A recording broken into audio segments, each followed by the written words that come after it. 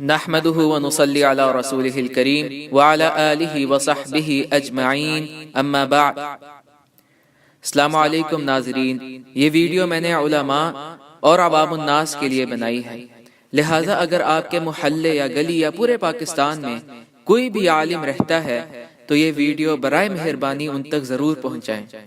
اللہ سبحانہ و تعالی سورہ توبہ میں آیت نمبر 34 میں فرماتے ہیں، اعوذ باللہ من الشیطان الرجیم، یا ایہا الذین آمنوا، اے ایمان والو، ان کثیرا من الاحبار والرہبان لیأکلون اموال الناس بالباطل ویصدون عن سبیل اللہ، یقیناً علماء اور درویشوں کی اکثریت لوگوں کا مال باطل طریقے سے کھا جاتی ہے اور اللہ کی راہ سے روکتی ہے۔ لہٰذا اللہ تعالیٰ کے نزدیک علماء کی اکثریت لوگوں کا مال ناجائز طریقے سے ہڑپ کر جاتی ہے اور اللہ کی راہ سے روکتی ہے۔ ہم اس ویڈیو میں اسی بات کو جانچنے جا رہے ہیں کہ علماء کی اکثریت کس طرح اس کام کو تشکیل دیتی ہے۔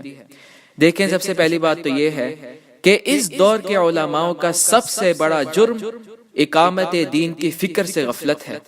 دیکھیں، اللہ سبحانہ و تعالیٰ نے انسان کو صرف اور صرف اپنی بندگی کے لیے پیدا کیا ہے۔ جس طرح اللہ تعالیٰ سورۃ الذاریات آیت نمبر 51 میں فرماتے ہیں کہ وَمَا خَلَقْتُ الْجِنَّ وَالْإِنسَ إِلَّا لِيَعْبُدُونَ، کہ میں نے جنوں اور انسانوں کو صرف اور صرف اسی لیے پیدا کیا ہے کہ وہ میری بندگی کریں۔ اب کیا آج کے مسلمان اللہ سبحانہ و تعالیٰ کی بندگی کر رہے ہیں؟ ذرا آپ خود سوچئے۔ میں آپ کے سامنے ایک مثال رکھتا ہوں۔ فرض کریں کہ ایک بادشاہ اپنے سرداروں سے کہتا ہے کہ تم لوگ مجھے پانی لا کر دو، اور وہ سردار اس کو انکار کر دیتے ہیں۔ کیا ان سرداروں کے نزدیک بادشاہ کی کوئی حیثیت یا اہمیت ہے؟ اب دیکھیں، اللہ سبحانہ و تعالی جو کہ الملک ہے، تمام بادشاہوں کا بادشاہ ہے، جو الحکم ہے، قانون ساز، قانون دینے والا، اور قانون بھی ایسا ہے اس کا کہ وہی نافذ کیا جاتا ہے۔ وہ اللہ کہتا ہے کہ سود حرام ہے، اسے چھوڑو، لیکن لوگ کہتے ہیں کہ ہم سود کھائیں گے، یہاں تک کہ آج پاکستان کے ہر چوراہے پر سود خوری ہو رہی ہے۔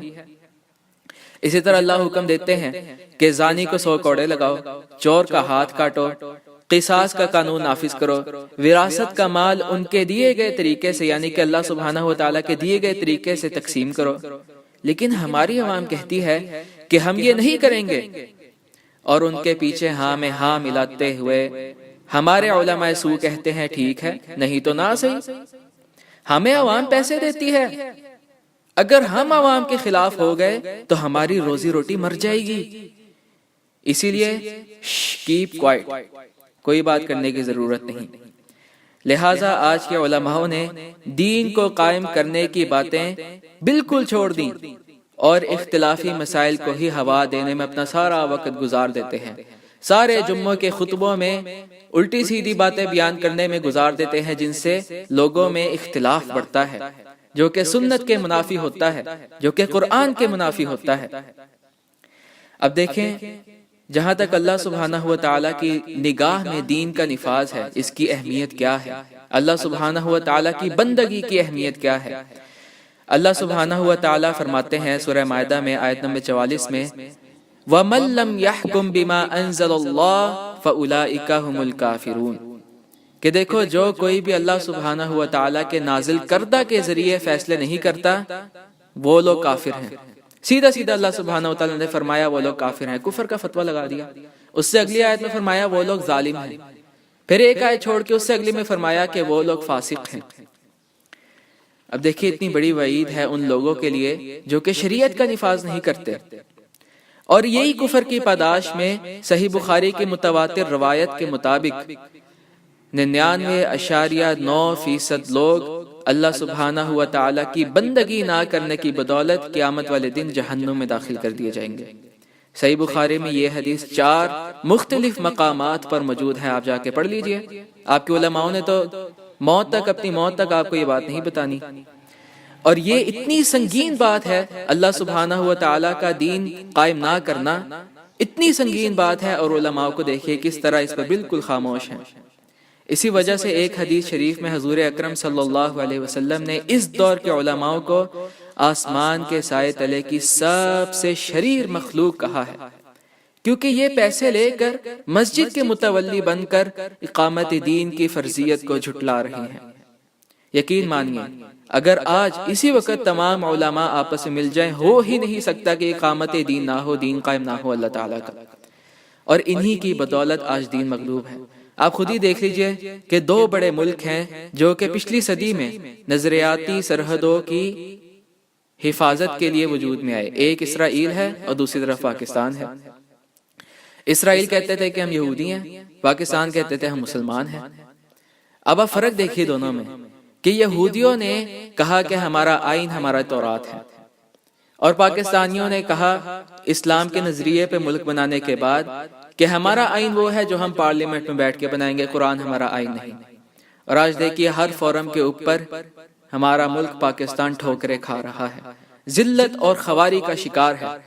اور وہ اسرائیل جس کے بارے میں اللہ تعالیٰ نے فرمایا ضربت علیہم الذلہ والمسکنہ، کہ وہ ذلیل ہو گئے ہیں، ہر طرف ذلت ان پر ماری گئی ہے، وہ ایک دوسرے کے ذریعے کبھی امریکہ کے ذریعے ہوا دیتے ہیں اور مسلمانوں کو قتل کیے جا رہے ہیں۔ کیا وجہ ہے کہ دین کو قائم نہیں کیا ہم نے، اور یہ علماء اس پر خاموش ہیں۔ دوسری بات جو ہمارے علماء ہیں یہ آخر الزمان کے علم کو چھپاتے ہیں۔ دجال تقریباً اپنے تمام مراحل طے کر چکا ہے اور قیامت کی 90% نشانیوں کا ظہور ہو چکا ہے، لیکن آپ دیکھ لیجئے ممبروں پر علماء اب بھی فرقہ پرستی کی آگ کو ہوا دینے میں مصروف ہیں، اور یہ جو احادیث میں علم و آخر الزمان کے عظیم و مبارک علوم ہیں ان کو چھپا رہے ہیں۔ تو لہٰذا جو شخص بھی بینات کو چھپاتا ہے، اللہ سبحانہ و تعالیٰ نے ایسے لوگوں پر لعنت بھیجی ہے۔ اللہ تعالیٰ فرماتے ہیں سورہ بقرہ میں کہ ان الذین یکتمون ما انزلنا من البینات والہدی من بعد ما بیناہ للناس فی الکتاب اولئک یلعنہم اللہ ویلعنہم اللاعنون، کہ یقیناً وہ لوگ جو کہ ہماری نازل کردہ بینات کو، آیات کو بعد اس کے کہ ہم لوگوں میں بیان کر دیتے ہیں ان کو، ایسی آیات کو چھپاتے ہیں، یقین مانو اللہ سبحانہ و تعالیٰ بھی ان پر لعنت کرتا ہے، اور تمام لعنت بھیجنے والے بھی ان پر لعنت بھیجتے ہیں۔ تو یہ بہت ہی سنگین بات ہے۔ علماء پتہ نہیں کیوں نہیں اس طرف آتے، آخر الزمان کے ان کو کیوں چھپا رہے ہیں، حالانکہ احادیث میں 100% جو باتیں لکھی ہوئی تھیں وہ پوری ہو رہی ہیں۔ میں نہیں جانتا کہ یہ لوگ عوام سے ڈرتے ہیں کہ کیا یہ لوگ عوام والے ان کو باہر نکال دیں گے کہ ڈرانے والی باتیں کرتا ہے، لیکن علماء اس بارے میں بالکل خاموش ہیں۔ 90% علماء کی اکثریت اس بارے میں بات نہیں کرتی۔ تیسری بات جو کہ میں آپ لوگوں کے سامنے رکھنا چاہوں گا، ویسے تو بہت سی باتیں ہیں لیکن مختصر طور پہ یہ باتیں آپ لوگوں کا جاننا بہت اہم ہے۔ تیسری بات یہ ہے کہ علماء دعوت دین کے کام سے مکمل طور پر دستبردار ہو چکے ہیں۔ یقین مانیے مہینے میں کم از کم 40 سے 50 ہزار روپے آمدنی اکٹھے کرنے والے علماء، لوگوں سے اکٹھے کرنے والے علماء گھروں میں بیٹھ کر عیش کر رہے ہیں، جبکہ 99% عوام دعوت دین سے محروم ہے، اقامت دین کے فکر سے محروم ہے، وہ جانتے نہیں کہ دین کیا چیز ہے۔ دیکھیے اس ویڈیو میں کتنی دکانیں ہیں، آپ خود ہی دیکھ لیجئے، ان لوگوں تک اقامت دین کی فکر ہی نہیں پہنچی۔ کتنے چھوٹے چھوٹے کھوکے ہیں، کیا ان لوگوں بیچاروں کا یہی قصور ہے کہ یہ غریب ہیں؟ انہی کے پیسوں پر یہ علماء پلتے بھرتے ہیں اور ان کی دعوت ہی نہیں کی جا رہی۔ کیا مسئلہ ہے؟ دال میں بہت زیادہ کالا ہے، آپ عوام کو سمجھنا ہوگا۔ اگر آپ کے ذہن میں دماغ ہے اور جان میں غیرت ہے تو برائے مہربانی اس ویڈیو کو شیئر کریں تاکہ لوگ ہدایت کی طرف گامزن ہو سکیں۔ حضرت عیسیٰ علیہ السلام کی اکثر تقریریں علماء کے خلاف ہی ملتی ہیں، اس کی کیا وجہ ہے؟ کیونکہ علماء کی بھاری اکثریت شروع سے لے کر اب تک مال و دولت اور جاہ و منصب کی متلاشی ہوتی ہے۔ اللہ سبحانہ و تعالی سے دعا ہے کہ وہ ہمیں حق کو سمجھنے کی توفیق عطا فرمائے۔ وآخر الدعوانا ان الحمد للہ رب العالمین۔